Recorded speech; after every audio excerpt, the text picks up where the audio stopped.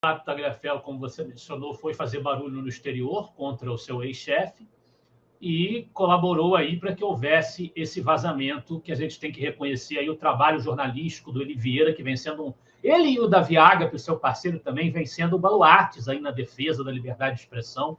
Eli Vieira a gente chegou a trazê-lo para fazer um relatório também em nome do Instituto Liberal, com notícias relativas a cerceamento de liberdade de expressão no Brasil nos últimos anos, desde 2019, que consta esse relatório aí do material que a gente enviou para a Relatoria pela Liberdade de Expressão da OEA, do senhor Pedro Varga, que até hoje nós não tivemos retorno sobre isso, né, ainda, embora o governo dos Estados Unidos esteja agindo em relação ao autoritarismo brasileiro com essas medidas, como a aplicação da Magnitsky.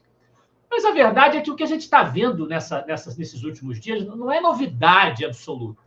A gente viu essa vaza-toga, a continuidade da vaza-toga, e a gente viu também a manifestação do ex-secretário do Donald Trump, o Mark Benz, né, no Congresso brasileiro, ele fazendo uma transmissão em vídeo, denunciando o investimento da USAID, o investimento do Departamento de Estado norte-americano, junto a agências verificadoras de fato, agências de checagem, influenciadores, comunicadores, Rede Globo, empresas de mídia, para influenciar o TSE, para influenciar, criar uma máquina de discurso de censura para influenciar o debate público brasileiro a favor da eleição de Luiz Inácio Lula da Silva.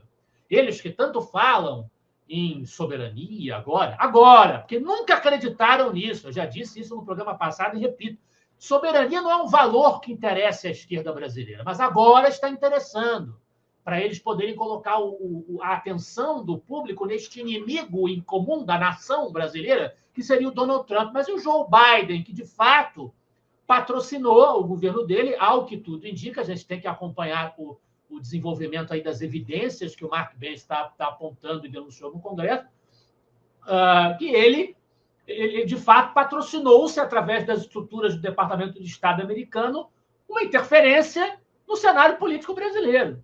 Não seria isso também uma violação de soberania? Mas tanto isso quanto a questão da vaza-toga não eram absolutas novidades. O que aconteceu foi que houve novas vozes se manifestando em novos espaços, trazendo novamente, no momento oportuno, os holofotes para esses temas. Mas a informação de que havia manipulação de rede social com o investimento norte-americano já tinha sido disparada há algum tempo atrás, e a questão da vaza-toga é uma continuação. Na verdade, isso foi um material que tanto o Agap quanto o Eli Vieira tentaram por muito tempo que emissoras tradicionais da mídia brasileira compartilhassem esse material, o que não fizeram, o que prova que a gente tem uma grande imprensa no Brasil, ou conivente, cúmplice, como o Mark Benz parece indicar em relação à Rede Globo, ou covarde, com medo de publicar matérias que são claramente nocivas à reputação já esmagada, já vilipendiada por ele próprio, né, do Alexandre de Moraes e, claro, também dos seus colaboradores. Como você bem disse, ainda estão ilesos, em sua maioria, pela colaboração que deram a essas manobras para incriminar pessoas pelo seu discurso, pela sua posição política. A gente já sabia, a gente já tinha visto trocas de mensagens que já tinham sido publicadas na primeira leva da vaza-toga, dando conta de que era preciso inventar saídas criativas para incriminar a Revista Oeste na ausência de fatos. Então, isso tudo, esse escândalo, ele é um escândalo que recicla, que dá continuidade, que desenvolve bases que nós já tínhamos, mas que acabam sendo sepultadas na retórica dos meios de expressão oficial, que chamam a atenção para outras coisas. Caem nas manobras do próprio Moraes, que, repito, mandou prender domiciliarmente Bolsonaro nesse momento, justamente no dia em que era para a imprensa estar falando abusivamente da vaza-toga. Tem ali no documento a menção à existência de um grupo secreto no WhatsApp que coordenou, né, segundo os dados que a gente consegue ver nos registros, nas imagens que eles estão divulgando, a produção de certidões de inteligência para incriminar suspeitos. A gente tem a detenção prolongada de manifestantes enquanto as suas redes sociais eram vasculhadas por evidências de discurso político. Não é evidência de um crime que tenham praticado, é evidência do que eles estavam falando. Vocês estavam falando mal do Moraes, falando mal do governo Lula, falando mal de urna eletrônica, do que fosse. Isso era um dado a ser utilizado para incriminar essas pessoas, para considerar mais grave ou mais interessante, do ponto de vista das investigações, aquele alvo específico, porque se manifestou politicamente desta ou daquela maneira. O que uma estrovenga dessas tem de jurídico, Camila? É o que eu pergunto a você que nos assiste. O que isso tem de jurídico? Onde estão os direitos fundamentais se a estratégia utilizada é essa?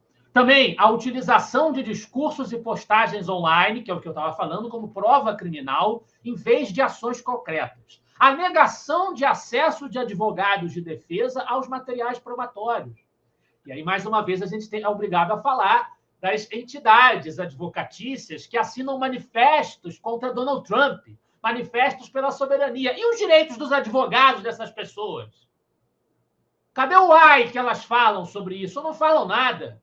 Não dizem nada, se mantêm em silêncio diante desse abuso contra a prerrogativa dos advogados, que supostamente essas entidades representativas existem para defender. O uso de um banco de dados biométrico supostamente sem respaldo legal para identificar e localizar suspeitos. E a gente tem, entre aspas, aí, a investigação apontando que Moraes, servindo aos interesses de Lula, contornou a lei para efetivamente criminalizar o discurso político. Sua repressão judicial excessiva contra os manifestantes ajudou a legitimar a narrativa completamente falaciosa, completamente desconectada da realidade, de que o 8 de janeiro foi uma tentativa de golpe coordenada, uma narrativa central, inclusive, para o processo em andamento do tribunal contra Bolsonaro. E aí o Ágape, no seu Twitter, né, no seu X, que é como se chama o Twitter hoje, destacou que há casos absurdos nas prisões e lembrou que os critérios para manter alguém preso, prestem atenção, para manter alguém preso, atrás das grades, incluíam seguir páginas de direita, criticar Lula ou o STF, ou postar alguma coisa em apoio aos protestos. Se você fez isso, vamos prestar atenção a esse sujeito, que ele deve ser um criminoso. Ele deve ser uma ameaça ao Estado democrático de direito brasileiro, porque falam mal da gente. Como enxergar democracia num estado de coisas em que as pessoas são alvo de processos iniciados, repetimos, inquéritos iniciados de ofício, pela vontade ali do julgador, que acumula posições ali de vítima, de investigador, de acusador e de julgador, e como critérios para estabelecer os alvos da sua perseguição, que é isso que essas coisas merecem como designação, como nome, né? As pessoas estão sendo perseguidas, foram trancafiadas com base nisso, levando-se isso em consideração. Como tratar como um critério aceitável as postagens políticas das pessoas nas suas redes sociais? Fica claro, Camila, que as coisas passaram totalmente do limite e que não há como a gente tratar essa situação que a gente vive como uma situação normal de um Estado de Direito. Não que o Brasil tenha sido, em qualquer momento da sua história, um exemplo primoroso de democracia liberal. Mas espera lá, né, pessoal? Tudo tem limite. Tudo tem limite.